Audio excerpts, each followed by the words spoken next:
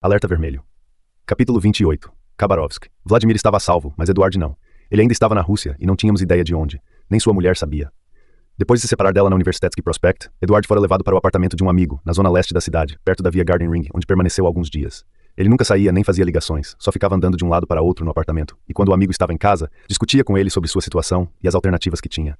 Ainda não estava preparado para sair do país. Pelo menos não naquele momento. No terceiro dia, pouco antes do amanhecer, Eduard entrou no carro de outro amigo, deitou-se no banco de trás e foi levado para outro apartamento. Fizeram um trajeto tortuoso, cheio de voltas, e só depois de terem certeza de que não estavam sendo seguidos, foram para um novo local. Eduard passou 2 noites ali. A movimentação toda de um lado para outro começou a incomodá-lo. Ele estava acostumado a fazer tudo por conta própria, mas agora, de maneira repentina, se via completamente dependente de terceiros. Não podia usar seu telefone nem mandar e-mails. Restava-lhe apenas acompanhar o noticiário e zanzar pelo apartamento como um animal enjaulado, cada vez mais estressado. Perto do fim da primeira semana, recebeu um recado sombrio de um de seus amigos. O número de homens no seu encalço era cada vez maior. O cerco contra ele se fechava e Moscou se tornara perigosa demais.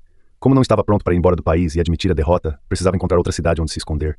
Considerou ir para Voronezh ou Nizhny Novgorod, ambas localizadas a uma noite de trem de Moscou. O problema é que em ambas estaria totalmente sozinho. Eduardo era um advogado talentoso, não um fugitivo talentoso, e provavelmente não teria durado uma semana. Concluiu que precisava de 2 coisas: um esconderijo longe de Moscou e alguém confiável e com recursos para lhe dar abrigo. Repassando sua lista de contatos, fixou-se em um homem chamado Mikhail, que vivia na cidade de Khabarovsk, no extremo leste da Rússia. Uma década antes, Eduard o havia tirado de uma grande enrascada jurídica e o livrara de uma longa pena na prisão. Ligou então para Mikhail, de um telefone pré-pago, e explicou a situação. Quando terminou, Mikhail disse: "Se você arranjar um jeito de chegar até aqui, consigo mantê-lo escondido pelo tempo que precisar." Khabarovsk atendia com sobras a precondição de ficar bem longe. Está a mais de 6.000 quilômetros de Moscou, quase 500 a mais que a distância entre Londres e a linha do Equador. O problema seria chegar lá. De carro, demoraria muito e provavelmente Eduard seria parado no caminho e achacado por policiais locais, o que poderia acabar mal. Ir de trem também não seria aconselhável, porque ele teria que comprar uma passagem, o que implicava inserir seu nome no sistema, e ficaria sentado em uma caixa de metal móvel durante uma semana, tempo suficiente para seus perseguidores perceberem o que estava acontecendo. A melhor saída seria ir de avião. Embora esse meio também exigisse inserir o nome no sistema, a viagem duraria não mais que 8 horas, dando pouco tempo de reação aos seus perseguidores. Para aumentar as chances de fazer isso tudo em segurança, Eduard decidiu viajar na madrugada de uma sexta-feira para sábado. Contava que as pessoas que o vigiavam já teriam começado as atividades etílicas do fim de semana, reduzindo a probabilidade de receberem informações, processarem tudo e agirem antes de ele aterrissar. Chegou ao aeroporto Domodedovo, em Moscou, de onde partiam a maioria dos voos regionais, 1h30 antes da decolagem e seguiu até o balcão para comprar a passagem. A atendente da companhia aérea informou o preço, 56.890 rublos, equivalente a pouco menos que 1.500 libras, e Eduard tirou o dinheiro da carteira. Pagou da forma mais displicente possível, como se estivesse comprando um sorvete, mas seu coração estava a 1000. Era um valor alto para se receber em dinheiro vivo, mas a mulher não esboçou reação alguma. Continuou digitando, entregou-lhe a passagem sorrindo e lhe desejou boa viagem. A primeira barreira tinha sido superada, a próxima era a do controle de segurança, depois a entrega do cartão no portão de embarque e, por último, decolar. Todas foram vencidas, mas ainda havia um senão. A compra da passagem podia ter gerado um aviso, e era perfeitamente plausível que, ao chegar em Khabarovsk, ele fosse recebido por alguns dos bandidos que o perseguiam.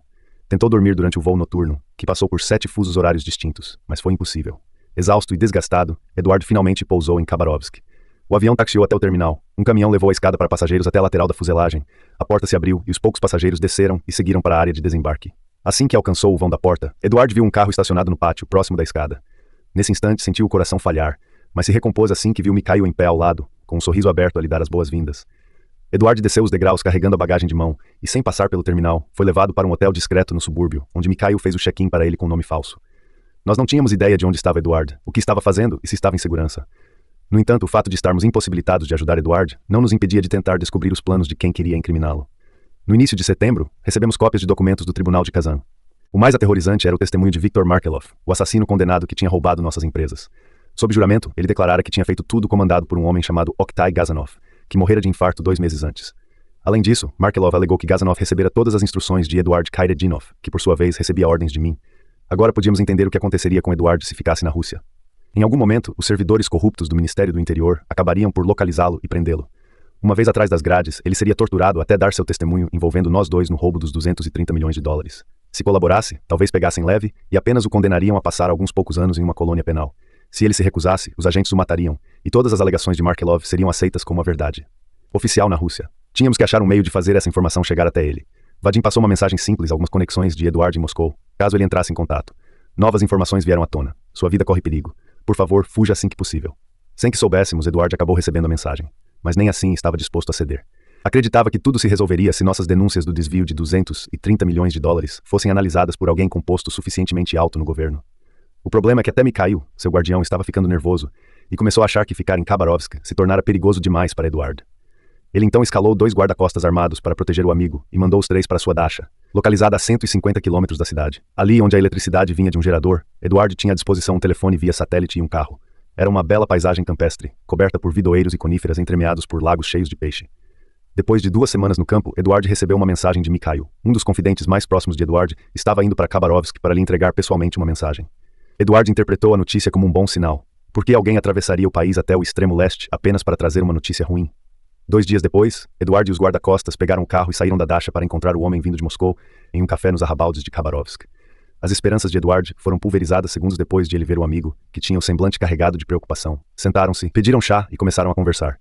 Já tentamos tudo, disse o homem. Tem gente muito poderosa envolvida. Nada vai mudar. Eles não vão recuar. Mas então, por que vir até aqui só para me contar isso? O homem se inclinou para perto de Eduard e disse: Eduard, porque eu queria lhe dizer pessoalmente, você precisa sair da Rússia. Você está correndo o risco de ser assassinado.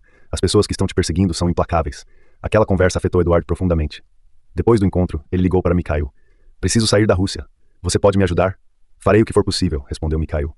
Por ser a Rússia um país muito descentralizado, o poder de um empresário influente pode, em algumas regiões, se equiparar com o do Ministério do Interior, sediado em Moscou. Mikhail era um dos mais importantes empresários locais, e Eduard não tinha escolha, a não ser apostar todas as suas fichas na influência do amigo. Tinha que torcer para que o ajudasse a passar por todos os pontos de controle de segurança e fronteira aos quais está sujeito qualquer viajante saindo do país. Mikhail providenciou para que uma espécie de despachante local acompanhasse Eduard no aeroporto até o portão de embarque. Eduard perguntou várias vezes se essa pessoa conseguiria fazer com que os agentes do serviço de fronteira o deixassem passar. Mikhail apenas lhe disse para não se preocupar, o que, claro, era a última coisa que Eduard conseguiria fazer.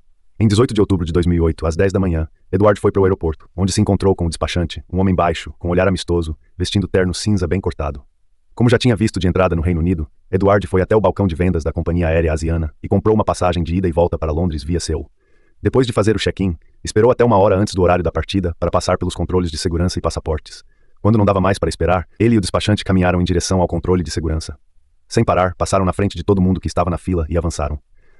O despachante permanecia ao lado de Eduard o tempo todo, cumprimentando com a cabeça e piscando o olho para o pessoal da segurança, chegando a apertar a mão de alguns deles. Eduard colocou as malas na esteira dos raios-x, apresentou seu cartão de embarque e passou pelo detector de metal. Em seguida, caminharam para a área de controle de passaportes. Ao chegarem à cabine, o despachante apertou a mão do agente do serviço de fronteiras e eles ficaram fazendo gracejos e brincando um com o outro. O agente pegou o passaporte, colocou-o na mesa, olhou para Eduard, tornou a olhar para o despachante, achou um espaço em branco, afundou o carimbo na almofada de tinta vermelha e então o cravou no papel. Nem se deu ao trabalho de olhar para o computador. Apenas fechou o passaporte e o devolveu. Os olhos de Eduard cruzaram com os do despachante, que deu uma piscadela. Eduard agradeceu, virou-se e correu para o portão de embarque. Faltavam apenas 5 minutos para as portas se fecharem. Conseguiu pegar o voo, mas só relaxou 2 horas depois, quando viu que sobrevoavam o mar do Japão e tinham saído do espaço aéreo da Rússia. Ele estava salvo. Horas depois, naquele mesmo dia, o telefone de Vadim tocou, mas ele não reconheceu o código do país que aparecia na tela do identificador de chamada. Alô? Vadim, aqui é o Eduard. Vadim pulou da cadeira. Não recebíamos notícia dele havia 2 meses. Todos os dias oscilávamos entre desalento e esperança quando falávamos dele. Estaria morto ou vivo, ou no meio do caminho entre as duas coisas. Eduard, vibrou Vadim. Onde você está?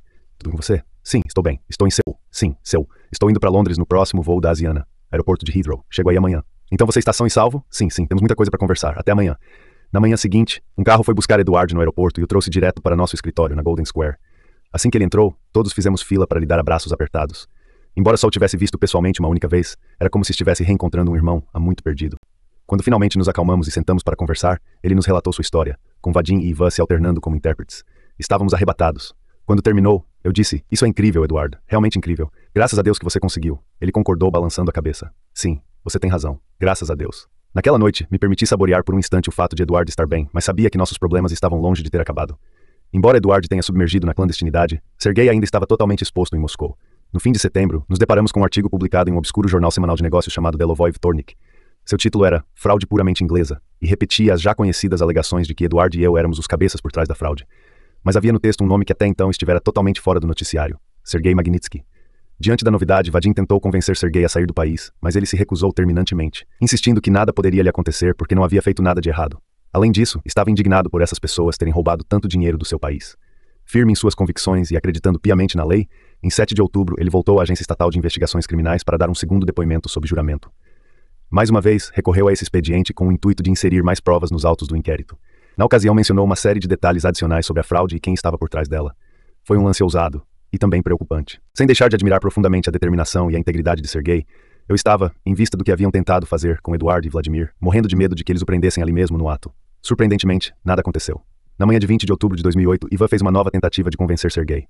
Preste atenção, todos os nossos advogados estão sendo perseguidos. Eduardo está aqui, Vladimir está aqui.